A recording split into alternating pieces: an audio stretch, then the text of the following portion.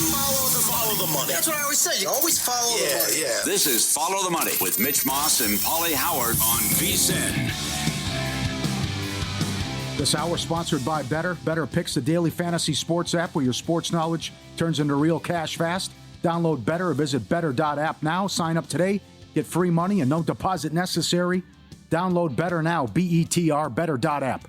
All right. Plenty of bets to get to kick off this hour with VSiN host Mike Somich. Podcast now with Patrick Maher called Sharp Money. Drops every single Monday and Tuesday. You can get it wherever you listen to your podcast. And Mike is on the Progressive Guest Slide. Somich, good afternoon. Thanks for the time as always, pal. Let's begin with San Francisco and Tampa Bay. Of course, the Niners have had a ton of injuries all year long, as have the Buccaneers. But officially now, no Godwin, no Evans, no Bucky Irving in this game.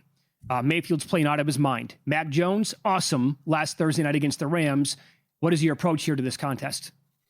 Yeah, two really banged up teams. You mentioned we're missing Godwin, we're missing Evans, we're missing Irvin, we're missing on the other side Pearsall. But you know what else both these teams are missing? Any semblance of a pass rush. Neither can get to the quarterback, and that's going to set it up well for both of these offenses to still be successful. Tampa Bay really struggled covering wide receivers out of the backfield. They've allowed the third most yards. That means that McCaffrey is in line for a very big day from a receiving perspective. I understand the Kendrick Bourne thing was kind of wild, seeing him come out of nowhere, but I don't see why that is not repeatable. This isn't a secondary that's all that ferocious on the Tampa side either. We saw this Tampa team get roasted by Seattle last weekend. We saw this Bucs team, or we saw this 49ers team really give up a lot of points to the Rams that didn't necessarily end up on the board. 4 kicking points left on the field there. You had a fumble at their own 30, a fumble at the 1. The Niners the Rams got stopped on 4th and 1 from the 10 as well. There could have been a lot more points on that Thursday night game, and we already saw the points come from that Bucs-Seattle game. Both of these defenses just don't have any teeth at this point. I think both quarterbacks have a big day. I think you could look at Ibuka props if you want. I think Tunja's props are live here. Love the McCaffrey over reception yard props as well. But to me, the easy one here is the over. I thought this should be sitting at 49.5, maybe even a flat 50. And here we are under the key number of 48. So I'll just take both these offenses to have a good day. And we'll go over that 47.5 total. All right, let's go to London. Bo Nix has been great as a favorite. And the Jets can't stop anything, given at least 25 points in every game. Multiple players have said we don't have a win because of the defense. They also don't have a takeaway.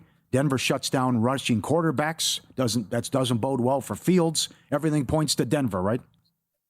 It does point to Denver. We've also seen favorites do very well in this situation. Yes. When favorites have gone over to London, I believe it's 19-6 against the spread. This is a situation where I do think Denver is just simply the better football team. The fact that we're getting this on a neutral means it's a playable number here at the 7 that's currently available out there in the market. You broke it down wonderfully there. Look, Fields is going to have difficulty running the football. Denver has been phenomenal against rushing quarterbacks, and they've faced a fair number of rushing quarterbacks already in this season as well, yet they're still being able to hold these guys to sub 20 yards consistently. If Fields can't use his legs to be able to move the chains, that means it really relies on a passing offense that has Garrett Wilson and no real other weapons.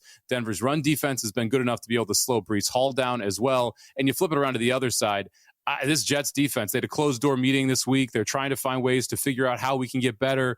I just don't see the guys on the field to be able to really allow them to improve and consistently stop Denver, where I do think Denver able to consistently stop the Jets.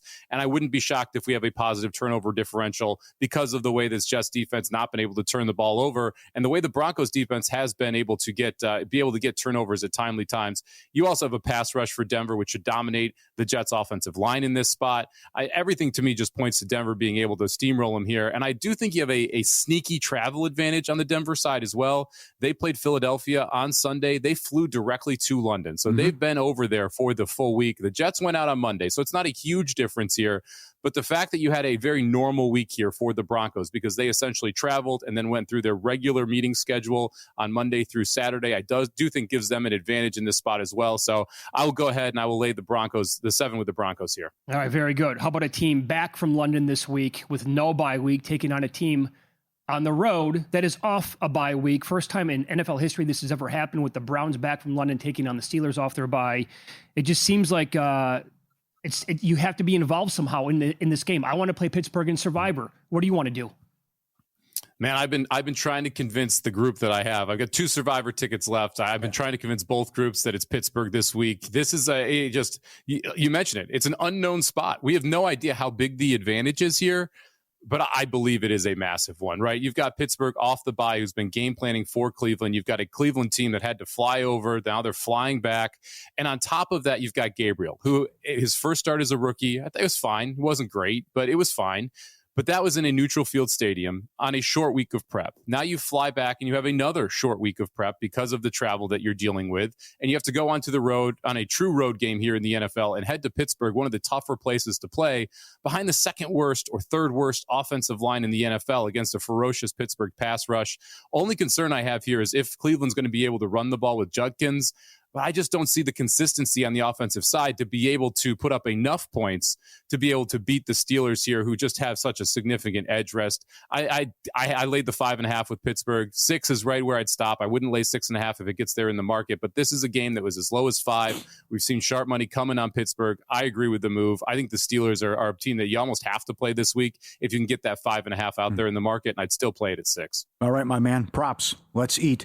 2 from the same game. I'm with you on this one. McMillan, receiving yards over against the Cowboys. He's had 8 targets, at least 8 targets in every game. Yeah, this is a prop player's dream. These 2 defenses with the Carolina defense and the Cowboy defense, we've like, it's been well chronicled, right? How this Cowboys team cannot stop the deep ball, how they're not able to really create any pressure up front, which allows quarterbacks to be able to launch it deep and be able to get these opportunities for receivers to have success. They've allowed multiple receivers behind them. We saw it in the Giants game where Russell Wilson goes for 450. I think Tedero McMillan is the main benefactor of that situation here. He is clearly wide receiver number 1 for Carolina. We saw Leggett get a play or 2 in last week. We're expecting Coker to be back at some point in this game. But right now, Tedero McMillan set at just 68.5 on his receiving yards prop.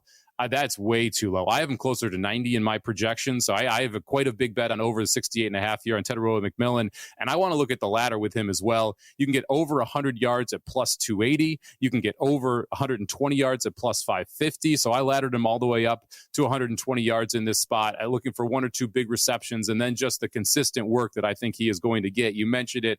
He's getting a lot of targets from Bryce Young. This is a game where both these offenses are going to be able to go up and down the field. You're going to have to score points to win. That means Carolina's going to throw it, and that means Tedero McMillan is going to be the main benefactor of that style of offense. On the other side of the ball here, we've got a Panthers team, which is in the bottom 3 covering tight ends in the NFL.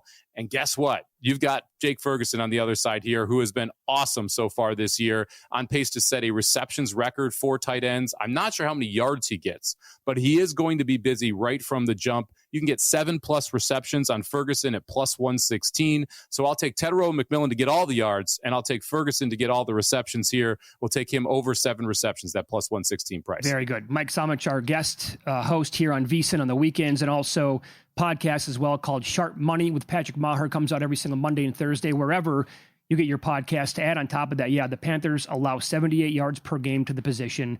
And so far this year in week 1, Strange had 4 for 59. McBride had 78. Waller last week had 5 for 78. And the scores as well on top of it. So Travis Hunter now, again, look good, man. That athleticism really shined on Monday night with that one spectacular catch against the Chiefs. Are you buying in here? Are you attacking his overs in this game? I am buying in here, and it's for a couple of reasons. First off, I'm not the biggest Travis Hunter guy. I think he should be playing wide receiver. I don't think he should be on the defensive side, and we've started to see this Jaguars team kind of agree with me. If you look at the last couple games, his defensive snaps have gone down. His offensive snaps have gone back up. I think that is the correct move for this Jaguars team, because you need a solid number 2, considering what's happened with Brian Thomas Jr. over there as your number 1. But really the difference for me here is the average depth of target. A lot of times in those first couple weeks, we saw Travis Hunter catching the ball right around the line of scrimmage. We didn't see them pushing the football downfield. He had an ADOT of over 10 yards in that game on Monday night. That's what they need to be doing with Travis Hunter, is attacking down the field, allowing him to use his athleticism and his skill set to be able to go up and get one-on-one balls, to be able to use his speed to get loose down the field. I think they're going to keep that same style of game plan for Travis Hunter here. He's sitting at 37.5 for his reception yards prop. Let's head to the over for that. And you can get 70-plus yards at plus 400. So we'll take Travis Hunter over the 37.5 receiving yards, and we'll go plus 400 at 70-plus this week. All right, Monday night, Pauly likes the Commanders in the game. He laid the number here against the Bears, a bad rush defense. So how big of a game are we talking about for Ja'Cory Krosky-Merritt here, the very fine-looking running back here, the rookie running back for Washington? Yeah, a very bad rush defense. It's funny because they've given up the 9th most yards in the NFL.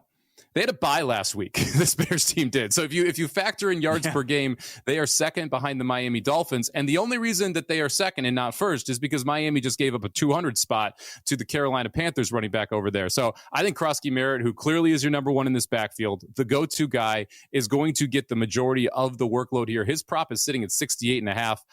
That's just way too low for me here. I love the over here at 68.5 against a run defense that gave up 130 plus to Genty, who has not been able to get any holes to run through. Now you have a better rushing attack in Washington and a quarterback who isn't really interested in running the football on that many designed runs right now because of that knee injury with Jaden Daniels. So I think Krosky-Merritt gets a lot of work in this game. I think he gets a terrible run defense to face. And I do think that you're going to have Washington ahead later in the game, which sets up the game script for Krosky-Merritt to continue getting rushes as well. So let's go over his 68.5. I was dabbling at the 100-yard plus. That's 3-1 if you want to go out there and take 100 or more. I do think that's in play here, but I don't have that one in my account yet. Very good. Mike, I'll definitely be watching the contest show tomorrow night as well, which is at 9 o'clock Eastern, 6 o'clock Pacific, with you, Matt Brown, Derek Stevens, and Jeff Benson updating all of the Circa contests. So thanks for the time as always. Best of luck this weekend. You got it. Yeah, I don't think we're losing 28.3% on Philly this week, but I do think we're going to lose a little bit of a clip. Going to be interested to see what that percentage is. Totally agree. We will keep going in the National Football League coming up next. Some projections have two key players flying over their props in this game. Find out the players next here on VSiN.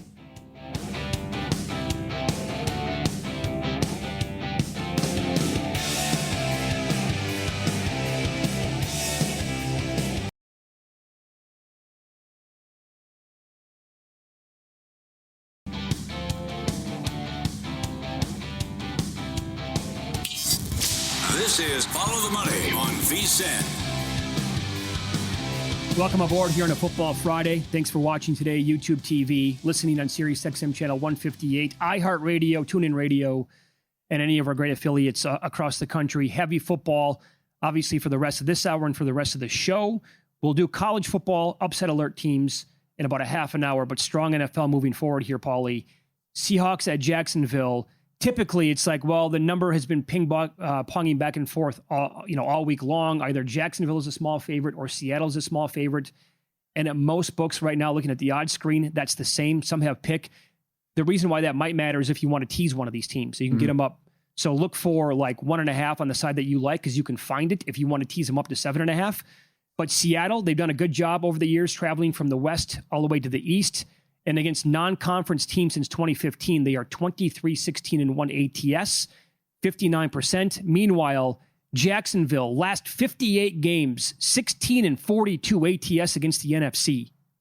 PU.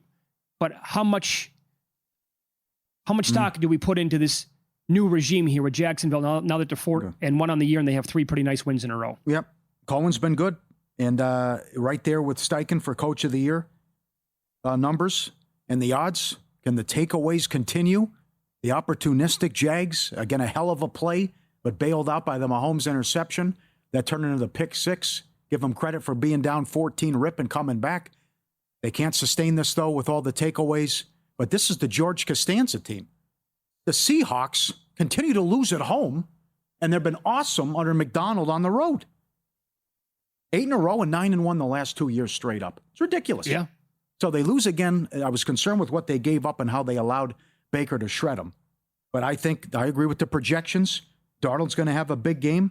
I think he'll have time to throw. They think JSN's going to have a big game.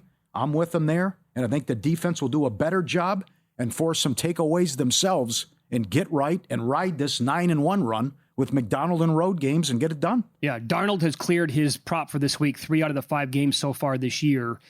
So the Opta AI stats that you're talking about at vsin.com. Did you bet them both then? Darnold projects to go over by 34 yards, and JSN, they love him every week, but they're projecting him to go over by like 22.5 yards. Yeah. Once it's stuck out right away. I'm like, wow, look how much they think he goes over by. So I had to bet Darnold.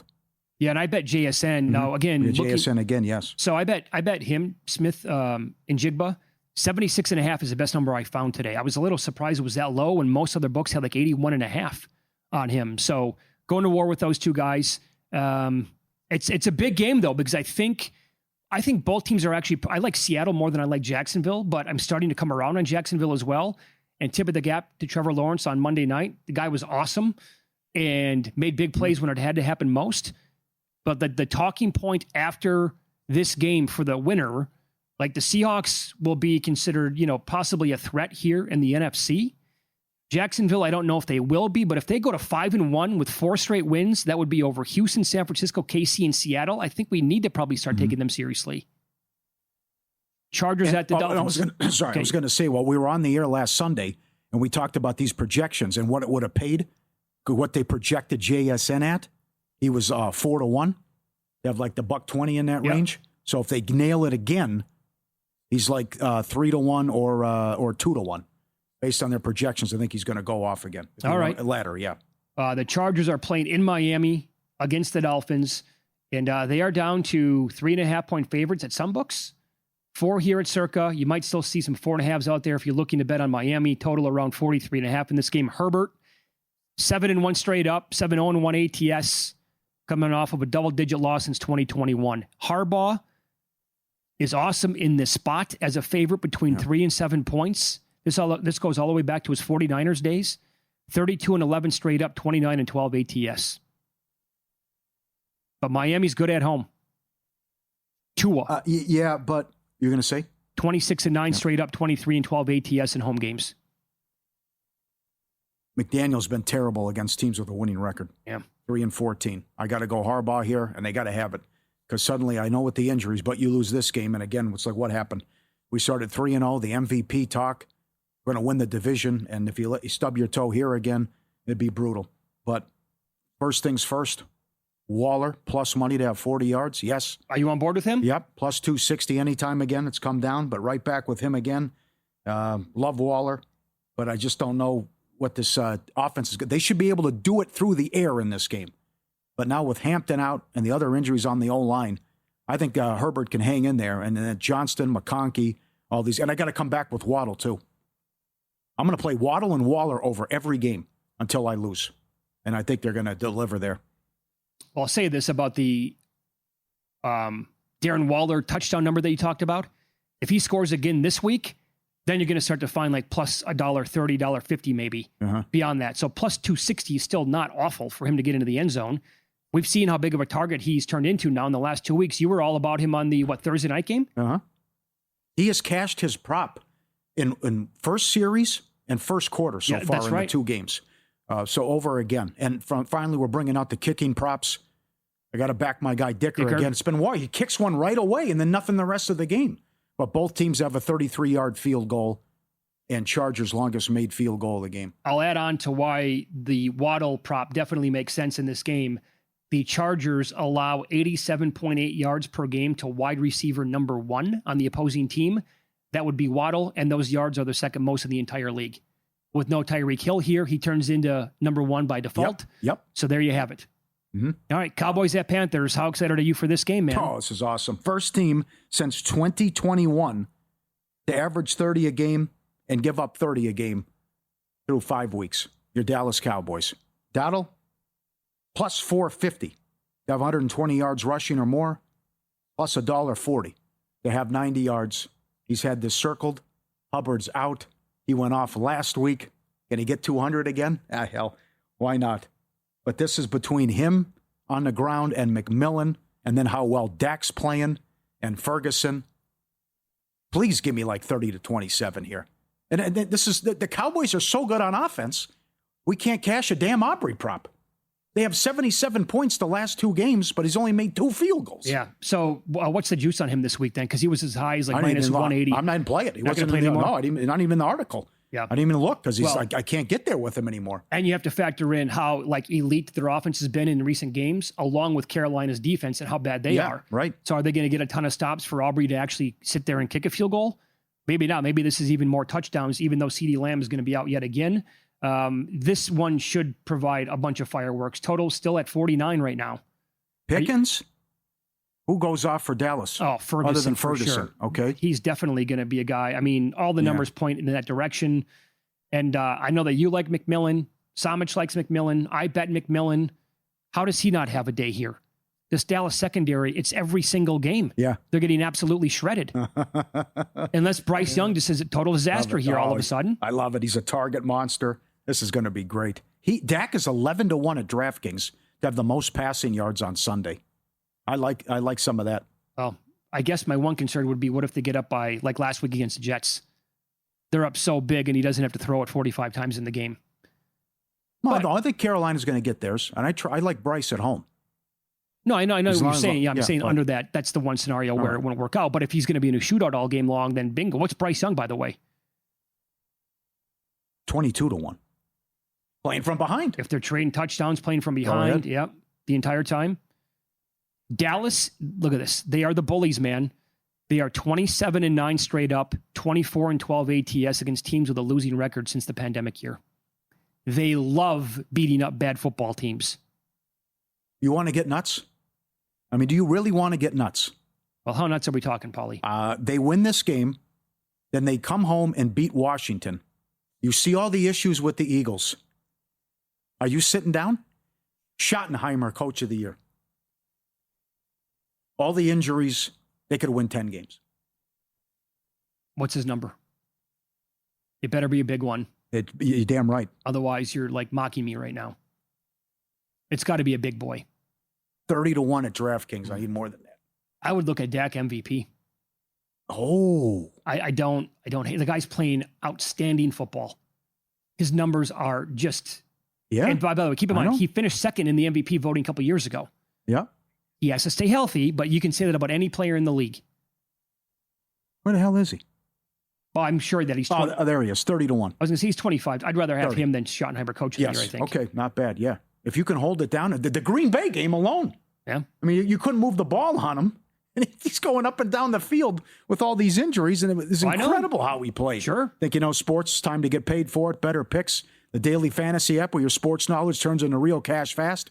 Download the Better app, pick more or less on your favorite player stats. If your pick hits, you win. New users get free money just for signing up. No deposit required. And when you make a deposit, you can earn up to $200 in bonuses. Action year-round. NBA right around the corner. Hockey's here. UFC, soccer. Head to better.app, BETR, or download Better in the app or Google Play Store. Promo code VEASAN for your free money and deposit bonus today. All right, more injuries that we know about in this 49ers-Buccaneers game, and a quarterback in one of the marquee games is 18-4 ATS in this situation since 2021. Find out who that is next on VSiN.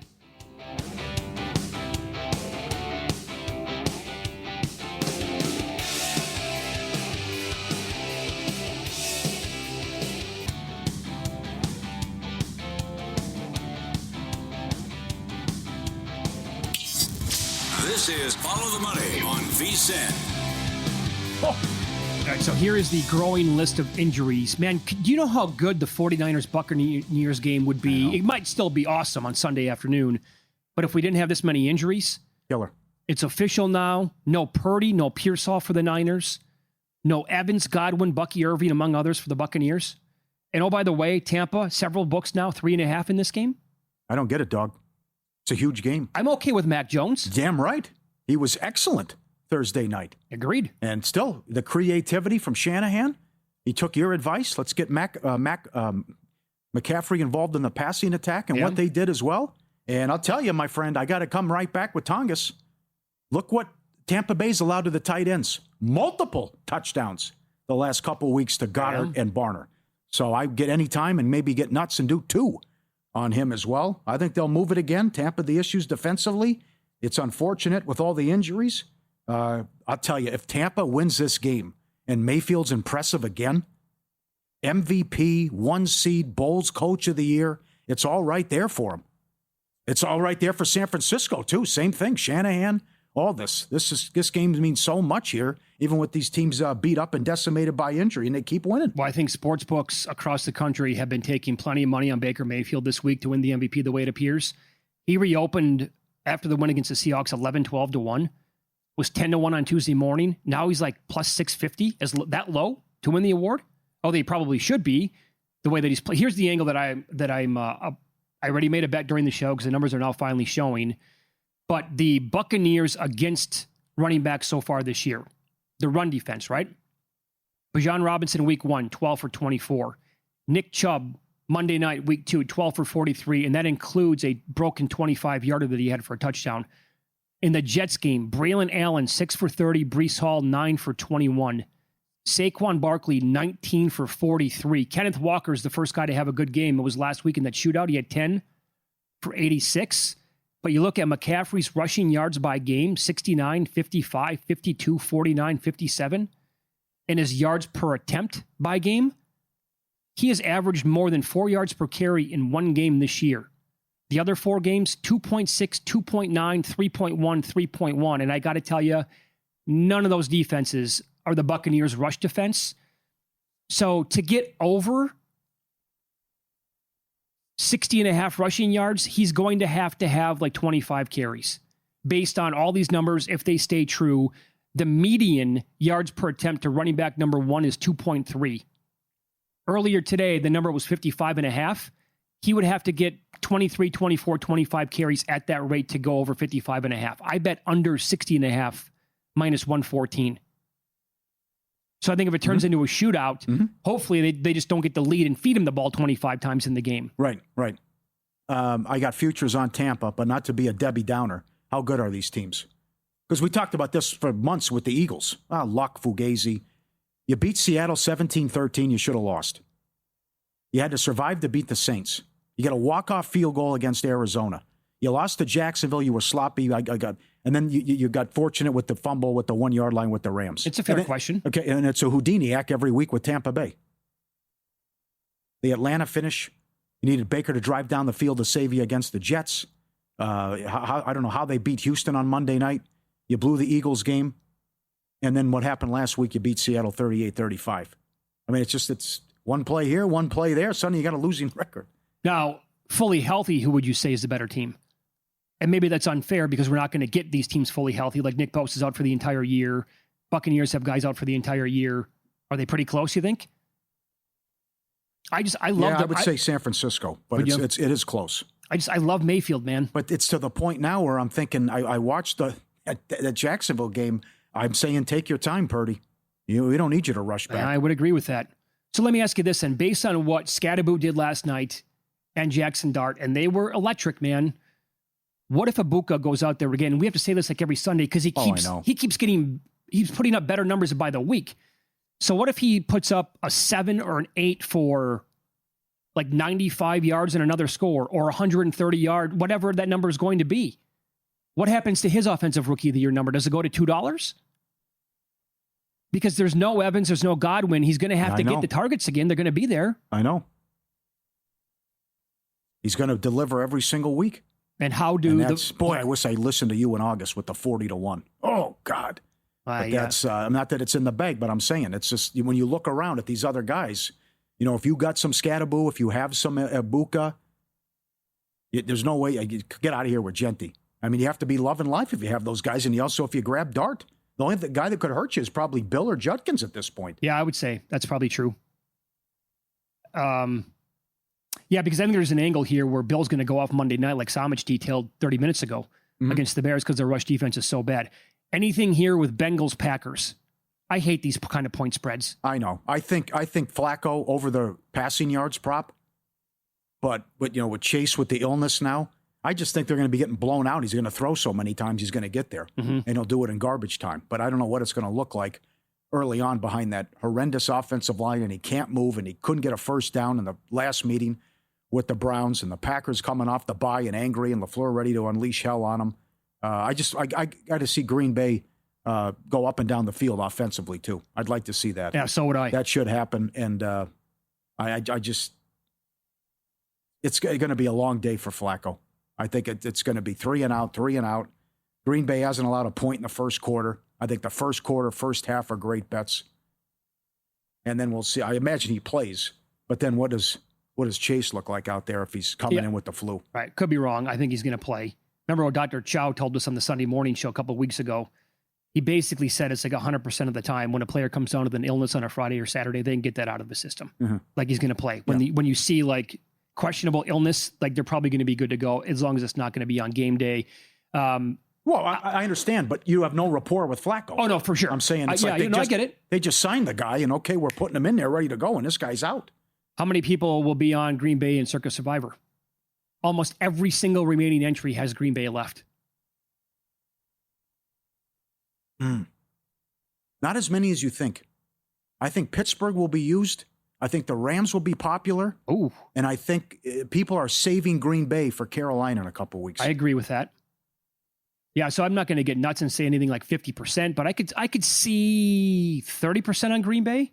Which you could use the Colts too. Yeah, they have Tennessee in a couple of weeks too. That's right. Yeah. Yeah, but it's also a good spot, especially if Murray doesn't go. Yeah. In the game. How about this? The Opta AI projections, vsin.com, they are projecting Joe Flacco to throw 2 INTs in this game. So you can basically just bet, lay $2 if that's, I mean, what would you lay, Paul? What's the appropriate number for him to throw 1 INT in the game? We saw it with Gabriel last week. He was almost $2 in the game. Yeah, he was clean, though. Yeah, I thought he was. that was too high.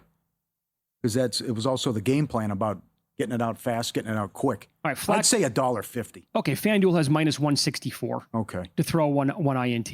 Yeah. But also, as Charge pointed out, just how horrendous he's been with the lack of completion percentage and that's right. And the short passes, too. So Lions at the Chiefs. So this is a quarterback I was talking about to pay off the tees here. Jared Goff is 11-11 straight up, but 18-4 ATS as a single-digit dog since 2021. They are catching 2.5 against the Chiefs. Chuck Edel came on Professional Sports Bettor an hour ago. If you missed it, you can go back and listen to the Follow the Money podcast, wherever you get your podcast. He made the case for the Chiefs. Now, 2s and 2.5s are out there, so he bet 2 on KC.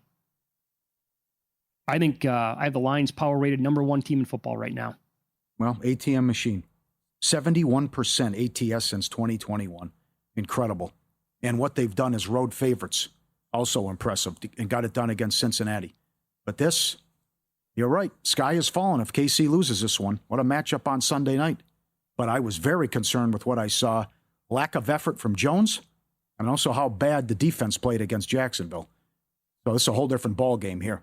Because these guys will go to work on you here with all the weapons that they have. And if you can't slow down Jacksonville, this could be ugly. Yeah, and let's not forget here the scheduling advantage for Detroit, because the Chiefs played Monday night in Jacksonville, got home wee hours on Tuesday morning. So there is an edge here. Yeah.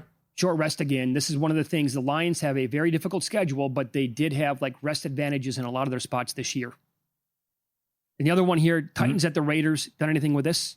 Bowers is out again. It's an absolute killer. Got to be Genty props.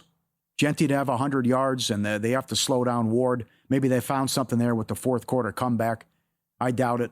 You can maybe step out here in Survivor if you want to get nuts. Hold your nose with the Raiders. Only time you can use them. But that's I don't agree with the coaching staff. If he can't move the ball and he turns it over again, you got to make a quarterback change. I'm in the same boat. So but start with the rushing attack and get Genty going. You said something there 10 seconds ago. Raiders will be semi-popular in Survivor. I think it's a good zag. I do. Up next, marquee matchups in college football. Which teams are on upset alert? Teams in Penn State's spot, the game after losing as massive favorites, have been trending in the wrong direction for more than a decade. I'll give you those details next here on VSiN.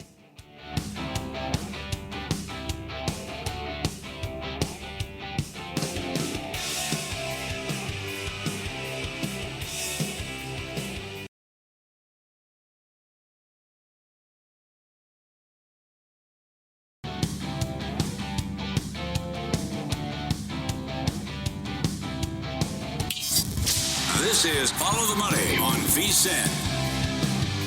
Coming up in 15 minutes, Brett McMurphy's going to join the program. We'll get his take on college football betting this weekend. And should we be betting the Oklahoma-Texas game, knowing that John Mateer is going to play? We'll throw that by him coming up. So let me tell you this about Penn State before we get into a lot of these other games, Pauly, that we have. Good schedule of games yet again tomorrow in college football. All these numbers courtesy of Steve Makinen, available. Become a VSiN Pro subscriber. VSiN.com/subscribe today. Teams in Penn State spot, when you lose as favorites of 19.5 points or more, are 42-68 straight up. I can't believe that. 39-67-4 ATS in the next game since 2012. And they are laying north of 3 touchdowns against Northwestern. Not that they're going to lose this game, because I don't know the history over there of all those teams that lost and the next opponent. Did you see Franklin's tweet Sunday morning? Hey, come on, let's go. Everyone rally. Come on, let's go. It's just like, get out of here with that. They're 6-1 to make the playoffs. I know. You let us down again. Not good timing to come out. All right, on to the next one. Here we go. Pack the place. We need you for Northwestern. Who would you call if they say enough's enough? Who would you call? I would have got rid of him years ago. I can't believe there was an extension and the buyout went up. I can call a lot of people. I can go NFL ranks. I don't think the guy's a good coach. And the 4-21 record, whatever it is, against top 5 teams, I'll tell you that. But this is, I think that we'll be able to get past Northwestern here. Do you trust Missouri? I agree with our guest, Talty. This is a game they never won. Well, they don't win. It's also the first time since 1979. You got 2 top 15 teams playing in Columbia. Simpson's been excellent, and now you can't kill him for that Florida State loss because Florida State's good. At the time, you're thinking, my God, they were 2-10. What's going on? But they've straightened it out. They look good against Vandy. Great job in the second half against Georgia. And DeBoer, 6-1 in ranked matchups. He's doing a good job. You like Bama, yeah? Yeah, I think Bama wins, and I bet Bama. And I know the history plays into it, how often have they played all that, but this is one going back where Missouri just doesn't win these type of games. I'll give you more from Makinen at vsin.com. When you have 2 ranked teams going back to 2017, home teams are 205 and 101 straight up, 179, 119, and 8 ATS at 60%. So that would be Missouri in the spot. That also qualifies for Oregon taking on Indiana and Illinois plus the points against Ohio State. But I really think that Ohio State clubs Illinois. Now, they bounced back nicely after that bloodbath against Indiana, and they've had a couple of nice wins since. But this is just going to be a spot where I think Ohio State's defense, I mean, think about this for a second. I think Washington's offense is pretty good. Like, Williams is a good college quarterback. He's going to be really good over the next couple of years. Coleman's a really good running back. They're at home. They're geared up. A couple of weeks ago, they got tortured in that game. They couldn't do anything on offense. Yeah. The Ohio State defense is so good. I could see this being like another 33-13 kind of game where Illinois they can't get it going on offense the entire game. Yeah, okay. Sounds about right. Also, it's an interesting week that we have 3 unranked teams that are favored against ranked teams, and one of them's tonight with North Texas against South Florida. But as I mentioned earlier with Missouri, it's the same thing kind of with Indiana. 1-72 against top 5 opponents going back. 1-72? I can't take them. Yeah. It's Oregon or pass for me. Okay. Now, the Illinois win's impressive, at least the score. But then you struggle with Iowa. You have a great coach. But I think this is a whole different ball game, going on the road in a tough place to play, and how they took it to Penn State up front and how they were ready to run them out. But to be up 14 on the road in that environment. Right. But it goes back to what I saw last year, too. Yes, Mendoza's a better quarterback than what they had last year. But the Ohio State game, the Notre Dame games, they just looked awful there. And I know, it was a great story, but the people immediately tweeting, they didn't belong. How could you put them in? You made a mistake. Notre Dame got whatever they wanted. The score was misleading. But what happened up front in the Ohio State game as well? Agreed. That was brutal. Oh, yeah. So yeah. That starts up there. That starts right there for me. And see if they can run the ball. And if they have some success, if they can slow down more. This is a huge game for Heisman, too. Like, imagine if Indiana can get this, or if Oregon wins by margin and it's more, 14-1 touchdown INT ratio what this kid's done. Yep. He's exceeded my expectations. I'll give you a little bit more here with the history of when these ranked teams are playing each other. When the home team has been ranked better or higher, those teams are 62.4% going back and 118 and 27 straight up. And when you dive even a little bit deeper and add some more angles here, when the higher ranked home team has been a single digit favorite or underdog, They are 60-24 straight up, 53-28 and 3 ATS, 65% since 2017. I have Ohio State and Oregon as the two best teams. I know you called me out of Miami. I still have Miami behind both those two teams. And everything that you said about Indiana when they take on like that next tier of teams, Cignetti's amazing. I love this guy. It's a great story. It has not gone well. And I think it's going to continue. I think it's going to be a long day in Autzen Stadium for him. I would call him if I'm Penn State. And there's another one here. It always seems like it's always about upsets and wacky stuff happens when Oklahoma plays Texas. The team that's supposed to win doesn't. There's always a funky result. Number one defense in yards per game, averaging 4 sacks a game. Don't tell me Arch is going to look okay now. Don't tell me Arch will play. I mean, against this defense? It was fascinating to watch. I got the information. I thought I had the breaking news. Hey, Mateer's at practice. I got a source. He's looking, and then the line already moved. But Oklahoma is the favorite. But he's going to play. He's been at practice, and I still like the under. Even it's come down. Yeah. And you talked about it when that number was released, and then the Mateer news came down immediately. But it's just this guy's been a huge disappointment, and it's to me it's Ron Powell's territory. It's been that bad. You're calling him Quisenberry, and it's just like if you can't move the ball, like against San Jose State and Sam Houston and some of these teams they're playing, and coming off the Florida loss, I don't know. I don't think it's going to go well for Arch. But don't we have to think that Mateer's going to be compromised?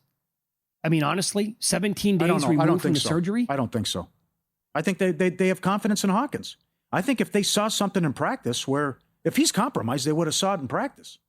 You're not going to just say, okay, you're not going to throw the ball. You can participate in practice drills, whatever. No, they would let him go, obviously. Yeah, I would think they would do the right thing because you're still okay. You can still put that in your back pocket and use it as part of your resume. Now, we lost, but we didn't have our star quarterback. Yeah. What would you be doing if you're the Texas coaches?